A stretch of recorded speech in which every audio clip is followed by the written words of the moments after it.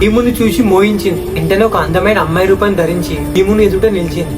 ఒక అందమైన స్త్రీ రూపం భీముని దగ్గరికి వచ్చి, నీ అంత అందమైన వాడిని నేను ఎప్పుడు చూడలేదు. నీ అందానికి నేను దాసోహం అయిపోయాను. నీతో ప్రేమలో పడిపోయాను. నన్ను వివాహం ఆడు. ఎందుకంటే ఈ అడివంతా మా అన్న ఈడింబాసారుడి సొంతం. అతను తలుచుకుంటే మిమ్మల్ని చంపగలడు. అదే నువ్వు నన్ను పెళ్లి చేసుకున్నావు అనుకో వదిలేస్తాడు. మనం ఇక్కడ నుండి వెళ్లిపోయి సంతోషంగా ఉందాం, సుఖాలను అనుభవించుదాం పదా అన్నది. దానికి భీముడు, వీళ్ళు నా తల్లి అన్నదమ్ములు, ఒక స్త్రీ కోసం వీళ్ళని వదిలి ఎలా రాగలను అన్నాడు.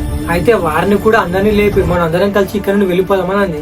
అప్పుడు భీముడు పోరాడడానికి చేతగాక తన చెల్లెని వేటకు పంపిన ఎవడో ముక్కు మొహం తెలియని రాక్షసుడు వస్తుందని భయపడి, నిద్రిస్తున్న నా తల్లిని అన్నదమ్ములు లేపమంటావా అని అన్నాడు. ఆ మాటలో హిడింబి ఆశ్చర్యపోయింది. ప్రాణాలు తీయడానికి రాక్షసుడు వస్తున్నాడు, ప్రాణాలు కాపాడుకోండి అని చెప్పిన నా తల్లిని అన్నదమ్ములను నిద్ర లేపడానికి కష్టమవుతుందని అంటున్నాడు. అతని కుటుంబ సభ్యుల నిద్ర సుఖం కంటే రాక్షసుడు రావడం పెద్ద విషయం ఏమీ కాకపోవడం ఆమెకు ఆశ్చర్యాన్ని కలిగించింది.